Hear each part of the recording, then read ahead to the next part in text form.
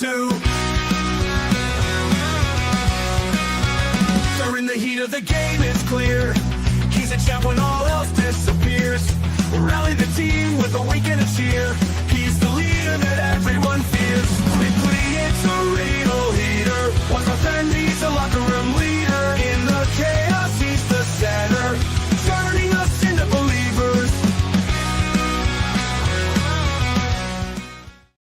And ladies and gentlemen, once again, it is Monday night. It is 7 p.m. That means it is time for the Turnbuckle Affiliation Program to bring you the Locker Room Breakdown. This is our Raw perspective.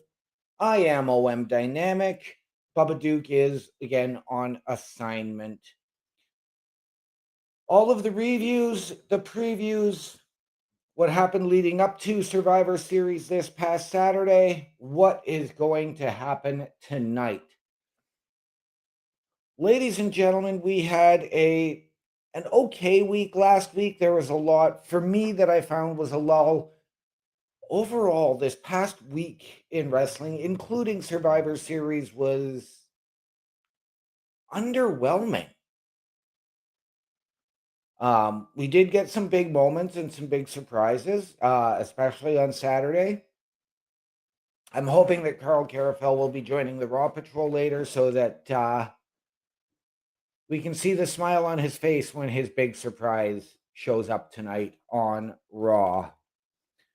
But let's get into it. We had a very interesting start to last week's Monday Night Raw, with Roman Reigns kicking it off as he had joined his cousins, the Usos, Cody Rhodes, and CM Punk on one of the War Games teams. But before he could even get a word out, Cody Rhodes' music hit. And Cody came out and they had a little verbal back and forth. They both said, Roman said, you know, I don't know you, you don't know me, but I know we don't really like each other. But the one thing I do know is when it comes to our families, nothing is going to stop us. Cody then said, welcome to my team, which then brought out CM Punk.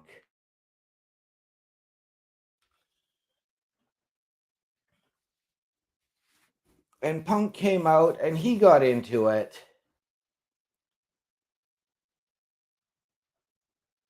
With Roman.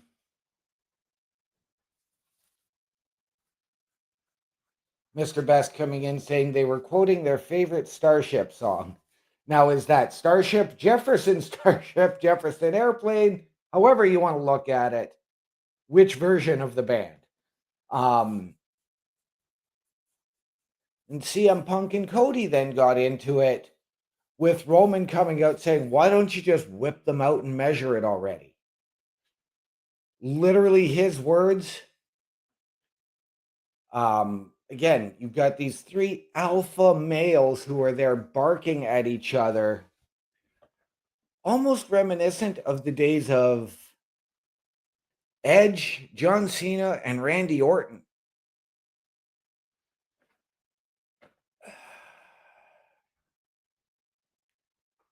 This didn't break down into a physical thing. This didn't do that. Everybody was able to set their physical ego aside as far as this went to build to War Games.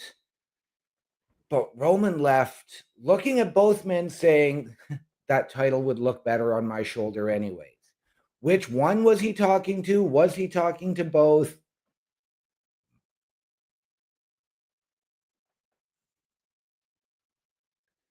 Oh, Mr. Best going with the Nothing's Gonna Stop Us song from Starship. Okay, yep.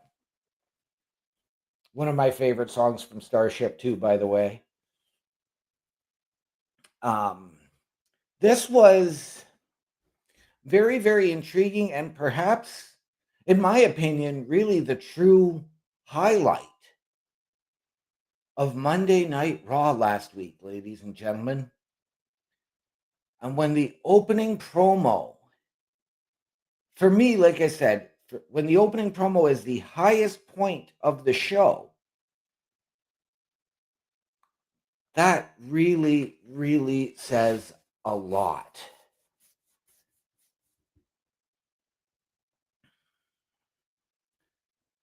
Up next, we had a second round match in the Last Time Is Now tournament as Gunther took on Carmelo Hayes.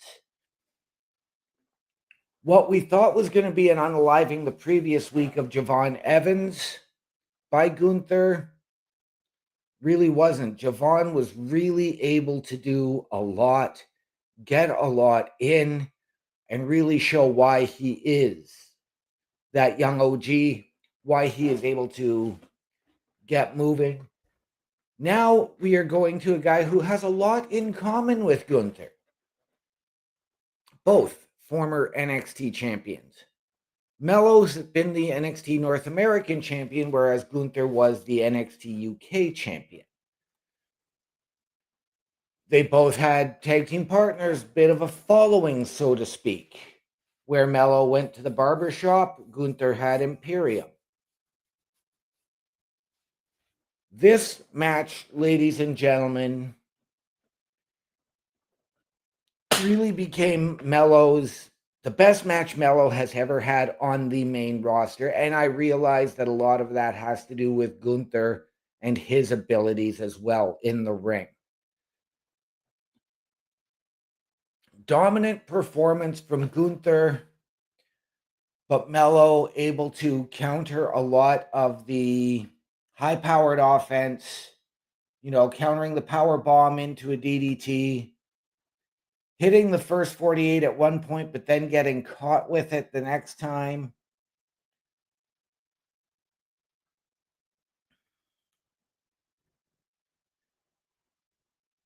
What I didn't get was Carmelo trying to go over the top rope to take out Gunther, which is really what primarily did lead to the downfall, although the finish was a sleeper.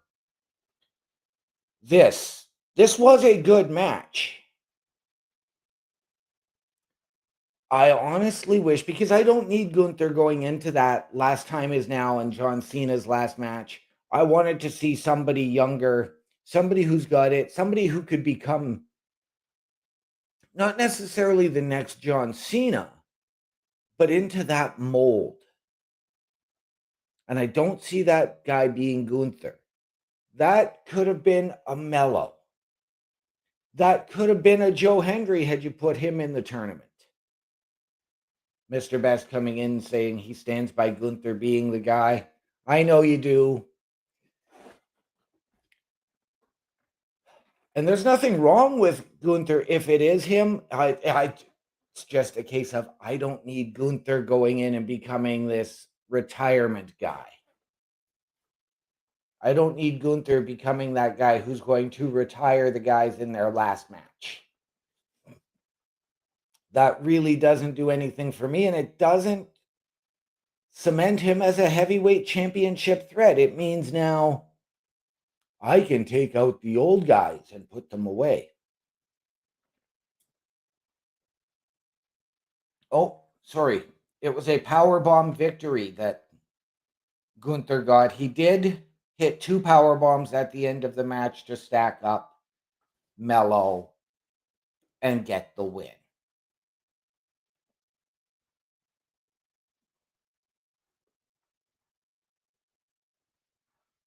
We go backstage. We had already seen Paul Heyman with the Vision and Logan Paul in the back, and Drew McIntyre, reminding Drew that once again,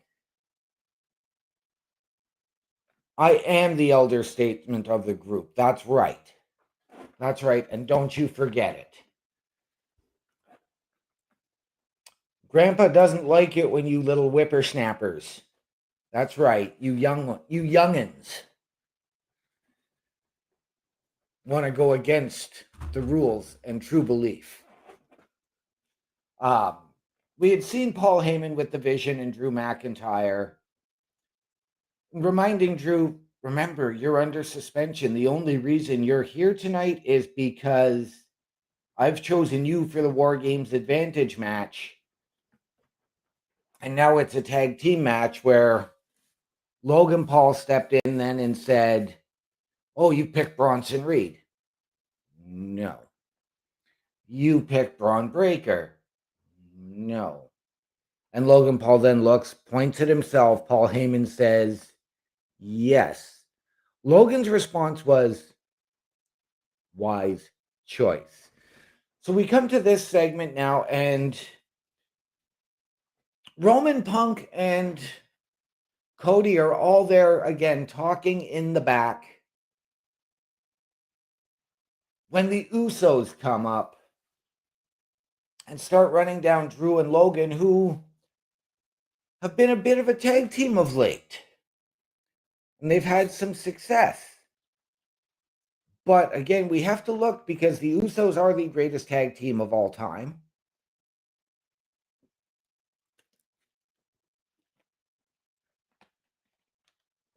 And, you know, Logan and Drew don't have the chemistry that the Usos do. But we're going to get to that match a little bit later on. Coming up next, Dominic Mysterio, your former Intercontinental Champion, comes out to cut a promo on John Cena, who is not at Raw tonight because the previous Raw was his last. This was to set the tone for Survivor Series on Saturday and their Intercontinental Championship match. And Dom was going through his spiel, and then all of a sudden Cena's music hit, and we had to know. I literally sat there and I thought it was going to be the, okay, they're going to play the music and nobody's coming out. Instead, we got a micro wrestler. Yes, I will use the politically correct term here, ladies and gentlemen. A mini, whatever you want to call it. Dressed as John Cena. Dom, of course, offered him the chance to leave the ring,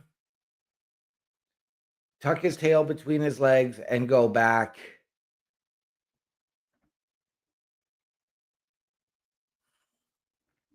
They did have a bit of a brief back and forth, which did lead, of course, to Dom beating up the micro wrestler and hitting the frog splash on him, which prompted Rey Mysterio to come running out and make the save, which is to be expected. They were in California, getting ready, of course, for Survivor Series. You have that whole contingent of the Hispanic population there, of course, to pop and cheer for Rey. But it also set up the next match, because Rey was taking on Dom's Judgment Day brethren in J.D. McDonough. This match could perhaps have been the match of the night. And you're not going to hear me say that often about Rey Mysterio. I'm just not the Lucha Libre guy.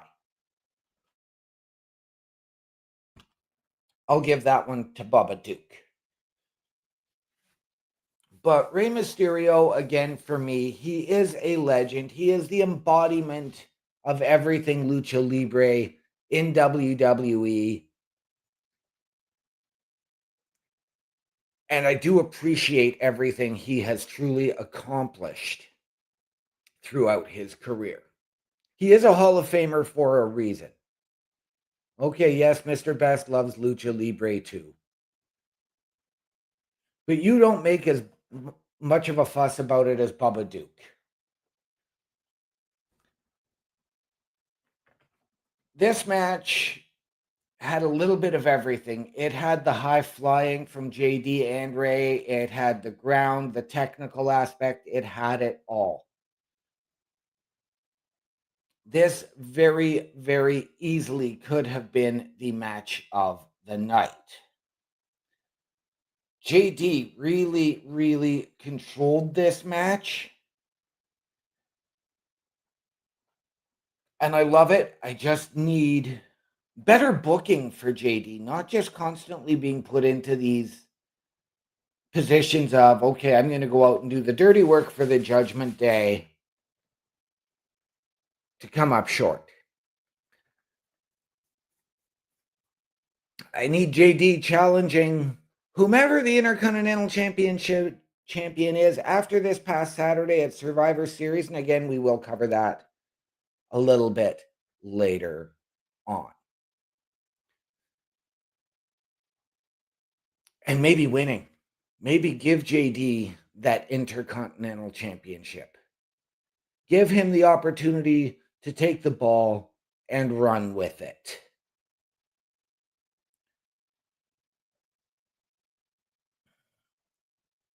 Of course, JD had Finn Balor out there, and we were wondering if Ray was going to have anybody. We wondered if Dom was going to come back because of his prolonged issues with his deadbeat dad, which we didn't get.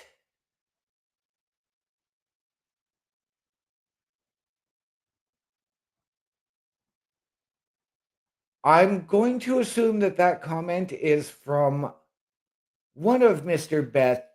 Best's fur babies. Yep, exactly what I thought.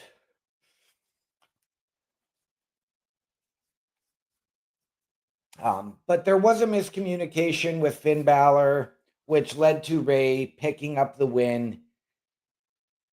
A little bit, I think, short-sighted on the way they ended the match, but I also think it may have been a little bit rushed. And I think that if you were going to do that, you should have figured out a way to get that to a double count out and keep that little bit of a feud going with JD and Ray. Though I don't need Ray being the guy to constantly challenge the Judgment Day, much the way Sami Zayn is the guy to challenge MFT. Much the way Sami Zayn was the guy to keep going at Judgment Day when he was on Raw. So Mysterio beats JD McDonough. It was a great match. Again, Dominic did not get involved, and I was okay with that. Dominic didn't need to be involved. But I think that they could have done something a little bit more. I don't even believe there was a post-match beatdown on Ray. Oh, they attempted to. That's right. And Ray was able to duck out of the ring, duck back into the ring, to duck out of the ring and over JD and escape before the beatdown could happen. But who was going to come out to make the save for Ray anyways? Where's the LWO been? I digress, ladies and gentlemen. We are going to move on to the hype for the women's War Games match. So this was the Kabuki Warriors, Nia Jackson, Lash Legend, and Becky Lynch.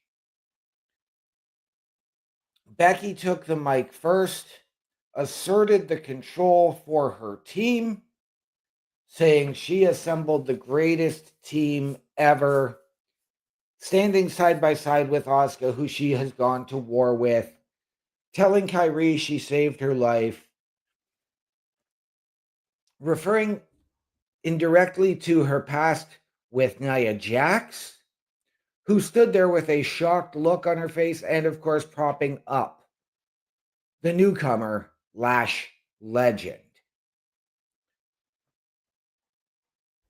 Of course, this was interrupted by the babyface team of Rhea Ripley, Io Sky, Charlotte Flair, Alexa Bliss, and AJ Lee.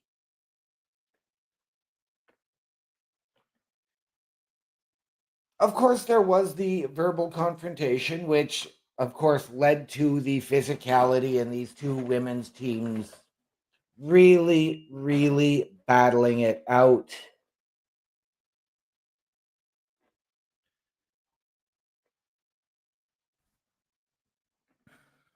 But ladies and gentlemen, if you're looking for anybody better on the mic on the women's side, look no further than Becky Lynch. And I know I don't give her enough credit, but she is truly the best on the mic in the women's locker room. So thank you, Becky, because that was just an amazing, amazing promo you delivered. And again, that led us right to this past Saturday at War Games and that showdown. We had our second last time is now tournament match. Penta versus Solo Sikoa. Now, I was out here last week and I had Penta picked to win. I think most of us here at Turnbuckle Affiliation Program did. This match didn't get very far. Penta went for a head scissors or a hurricanrana on the outside and injured his shoulder, forcing a ref stoppage, giving Solo the victory. I wanted to get that Penta Gunther match because Gunther credits Penta as having the hardest chops he has ever taken. So I would have loved to see that.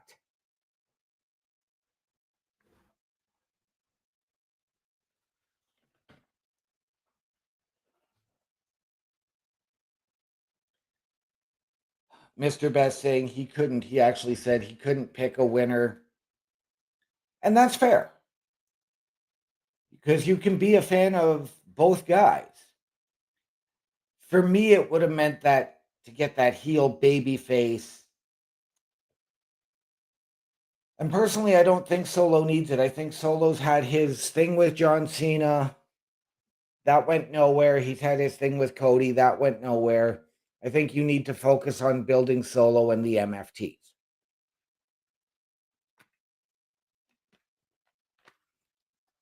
But Solo did advance due to ref stoppage, which allows for that build to make him look a little bit more powerful. And then he was, of course, going into a Survivor Series style tag match, the elimination match this past Friday on SmackDown. But we're not here to discuss SmackDown tonight. So I think that sort of let the air out of the crowd a little bit. The disappointment in having to deal with a ref stoppage. Solo looking very, very perturbed in the ring. Not really knowing what to do. He had no direction until the ref came in and stopped it. So that was a bad break for Solo, who really wasn't able to get anything going. It was a disappointment for the crowd because of the injury to Penta. Obviously, Penta's injury. And we here at the LRB do want to send our best wishes and a speedy recovery to Penta. So get well soon, my friend. We can't wait to see you back on our screens.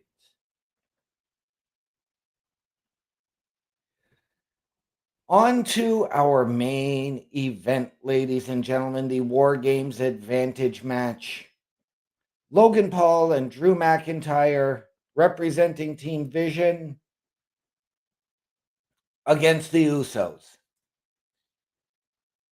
Great to see the Usos back, but again, one of those things that we've now gotten so used to seeing Jimmy and Jay as singles wrestlers, to see them as a tag team just feels so weird now.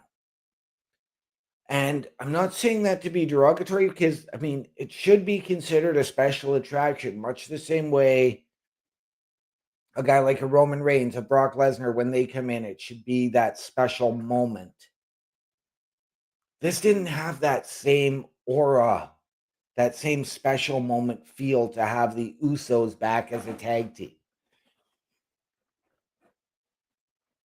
This match devolved into chaos, but there had to be a winner, with the winning team getting the advantage for Survivor Series, meaning they could have gone 2-on-1, 3-on-2, 4-on-3, 5-on-4.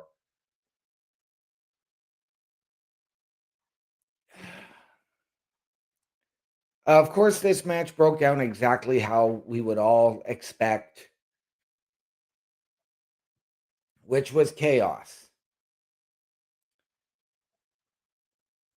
Braun Breaker and Bronson Reed came down to create a distraction, but CM Punk and Cody came out, creating chaos, causing the fight.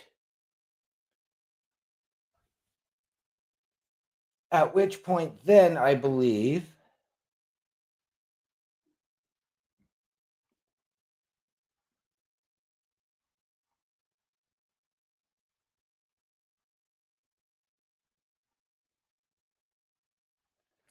during all of that melee on the outside, was when Logan Paul was able to go in and steal the victory for him and Drew and Team Vision for Survivor Series.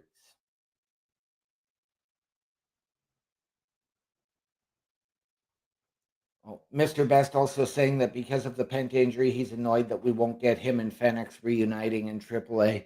I can understand that, and I do appreciate what the Lucha Brothers do as a tag team and how they operate. They are fantastic.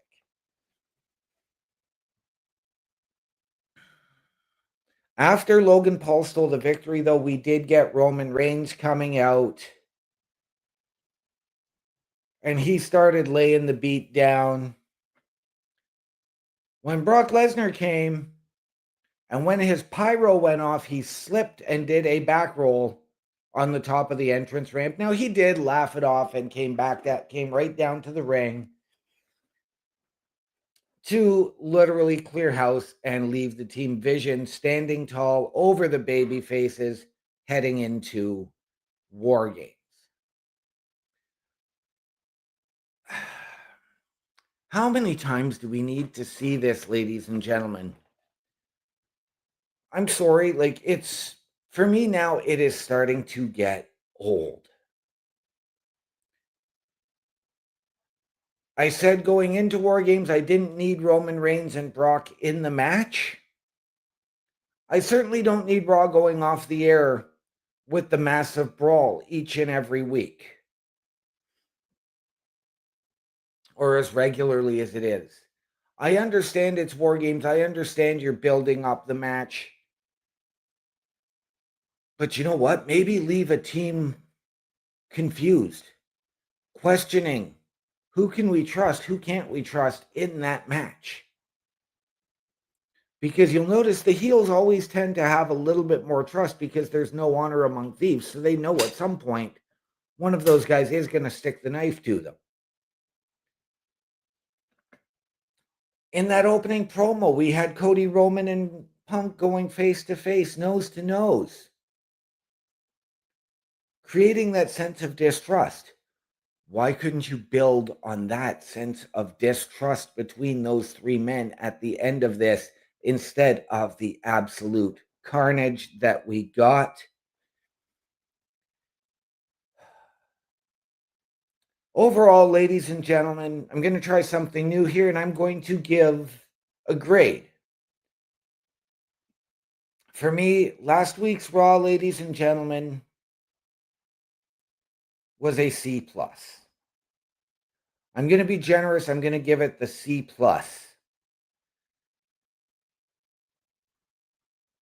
But, ladies and gentlemen, with that being said, it is time to get ready to go over to do the preview section. And before we do that, ladies and gentlemen, I want you to check out our calendar for the week. Turnbuckle Studios and the Turnbuckle Affiliation Program bring you the week of streams. Monday nights you get the Locker Room Breakdown at 7 p.m. Eastern, followed by the Raw Patrol at 8 p.m. Eastern.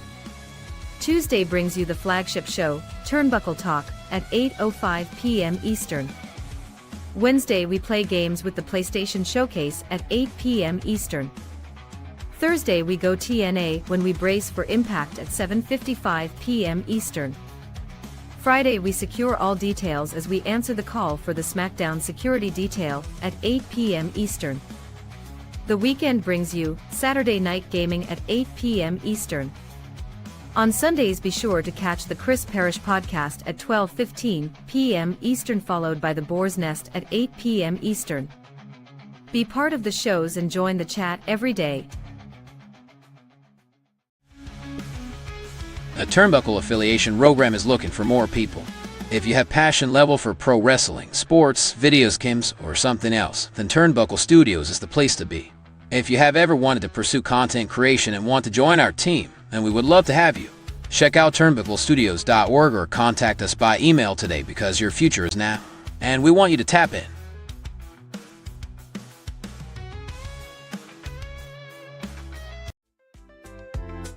The Turnbuckle Studios store is open for you 24 hours a day, 7 days a week. Get the merch and represent the best from the shows you watch on a weekly basis. Multiple styles to choose from with over 10 products available. Don't get left out and pick up all your favorites today. Find us at carlcarafel.redbubble.com. And ladies and gentlemen, if you have ever wanted your break in podcasting, content creation, potential collaboration, or just help us out behind the scenes, turnbucklestudios.org is the place to be for all your Turnbuckle affiliation program needs. Meet the team: Bubba Duke, Chris Parrish, Carl Carafel, Chris Best, and myself. Get our social medias. Watch our latest weekly episodic shows, including this one, which will be uploaded a little bit later this evening. Go to the shop button to go over to carlcarafel.redbubble.com. Get all your Turnbuckle affiliation program merchandise. Support your favorite shows. Support your favorite podcasters. All of the proceeds come back into our studios so we can deliver you a better viewing experience. And lastly, click that join button. Send us an email. Send us your credentials. Tell us how you can help us and how we can help you. We can then sit down as a collaborative and figure it out. Ladies and gentlemen, turnbucklestudios.org, the place to be for all your Turnbuckle affiliation program needs. Do it, and do it now. On to tonight, ladies and gentlemen. Tonight we get the fallout from Survivor Series. I happened to do the PLE Patrol alongside Chris Best this past Saturday for it.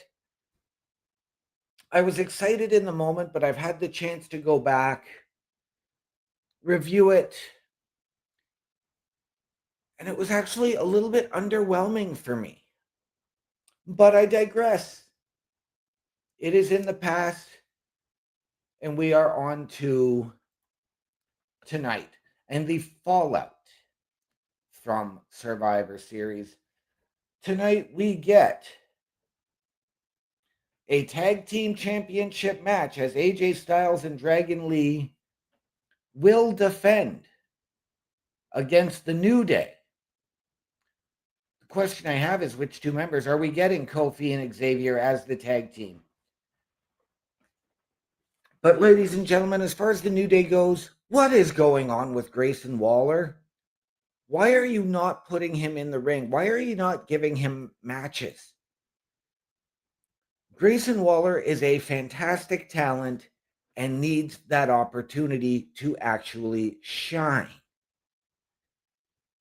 Give me Grayson Waller in this match, please, WWE. I do think that AJ Styles and Dragon Lee are going to retain. You get your tag team that have the most tag team title reigns in the New Day. I am okay with this. I do think that this is going to be a great match. This is not going to be your match of the night, but I do think it is going to be fantastic. I think we're either going to get shenanigans that are going to cause a double DQ and really throw the tag team title situation up the creek, because you've got Finn Balor and JD who are going to want to rematch, Hopefully we get to see the War Raiders on our screen if they're coming out.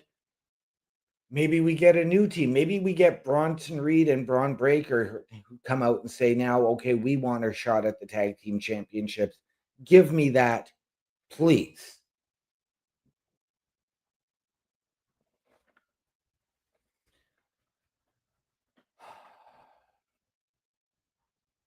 Appears as though we are getting our 2 semi-final matches for the Last Time Is Now tournament. It is showing me that we are getting Gunther and Solo Sikoa.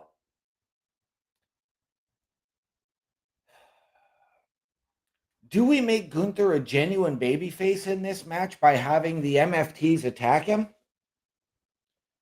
Or does Gunther just straight up dominate Solo and maybe cut him down to size? This is going to be a very, very physical, hard-hitting match. I do hope that Solo wins, but my prediction, I am going to take Gunther. This has the potential to be the match of the night tonight, but I do highly, highly doubt that. But give me Gunther in what may be his shortest match, but the match which causes him the most damage. In the other semifinal, 2 guys who are no strangers to each other.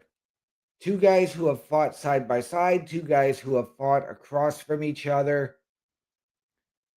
Jey Uso and L.A. Knight. If anybody needs to get to the Last Time Is Now finals, ladies and gentlemen, it is L.A. Knight. L.A. has history with Solo.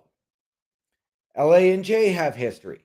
You can factor in Jay and Gunther's past, going back to WrestleMania of this year and one of the earlier Saturday night's main events for the WWE Heavyweight Championship. Jay and Solo. Need I say more? I did ask, does Jay become that guy to end the year the same way he started it?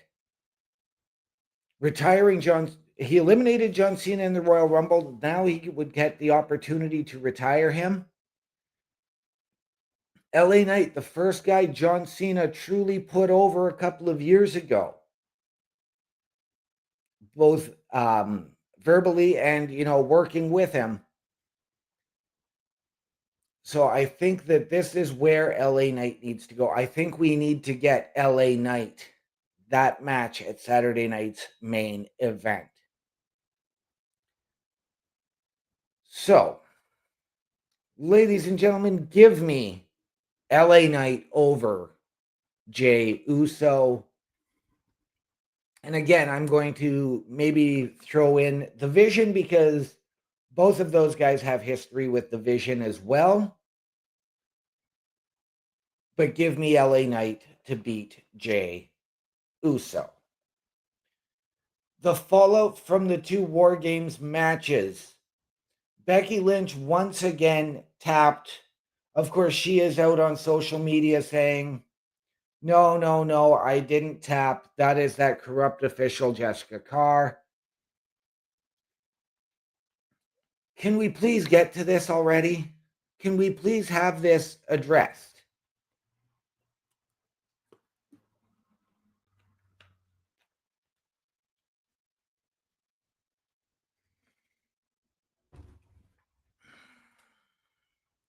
Where do the Kabuki Warriors, who are your women's tag team champions, can go between all 3 shows? Where do they go from here?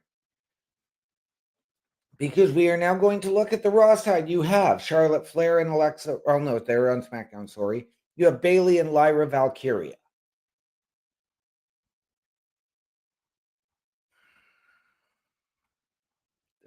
And you have Rhea Ripley and Io Sky.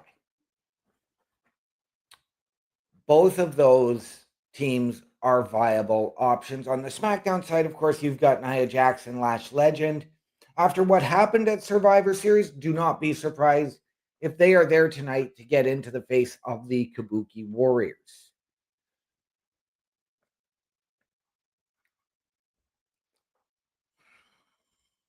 This is going to be very, very intriguing, especially as far as the women's tag team division goes. As for the men, we've already got Jey Uso versus LA Knight. I'm hoping we get Braun and Bronson getting involved in the tag team championship picture. But don't be surprised. Ladies and gentlemen, do not be surprised if we get Roman Reigns and CM Punk tonight face to face, as it was CM Punk who ate the pin on Saturday when that mysterious hooded figure climbed the cage, curb stomped him, and then left. Do we find out who that figure is tonight, or do we wait? Personally, I think that they could have done a little bit more with that at Survivor Series. They could have had the hooded figure do that. Help make sure that Punk got pinned and then left the cage. You didn't need to have the unmasking, but do we hear or see that mysterious hooded figure tonight for the Vision? And this is where, because of the name that is predominantly being put in for that position of that hooded figure, could we see them get involved in that tag team title match? Reports are that it is Austin Theory. Could he come out and target Grayson Waller?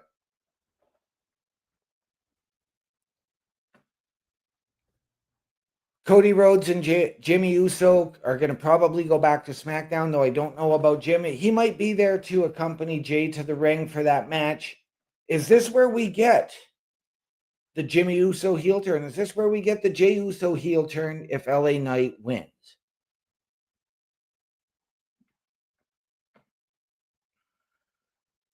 Do we hear from AJ Lee tonight for the victorious women's team? Do we get her issuing that challenge to go one-on-one with Becky Lynch? And I'm not even going to say you need to do it before Christmas. I'm going to say you let that build. You get that challenge put out there, but you let it build. Let Becky get her rematch with Maxine Dupree and let everything build from there. Though the AJ Lee Becky Lynch thing does not need the Women's Intercontinental Championship involved. You can do that. You can do the Jessica Carr situation. There is a lot to build through before you even need to get to AJ and Becky. Excuse me, ladies and gentlemen. I apologize for that.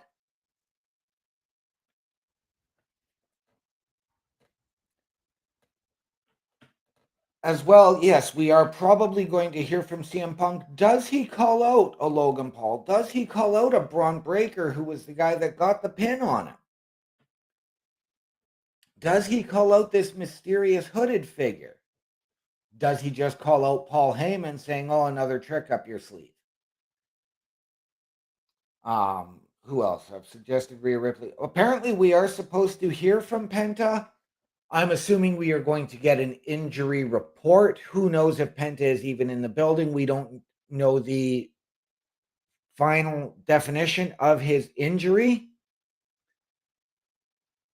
But ladies and gentlemen, I am hoping that tonight kickstarts Raw. I need a little bit of build now, a little bit more build to Saturday night's main event coming up in just under 2 weeks' time on December 13th. But ladies and gentlemen, before I get out of here, I want you to look for me on the socials. And instead of just going to turnbucklestudios.org and go into the host section, you can go to my link tree, linktr.ee/OMD show.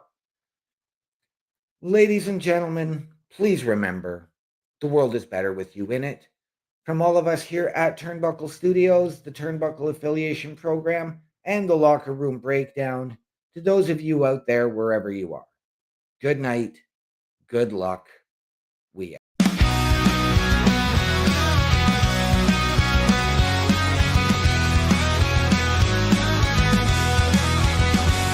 In the locker room, a guy you'll find loves bad hockey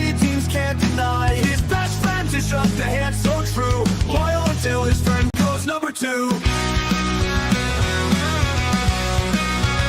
During the heat of the game, it's clear he's a champ when all else disappears.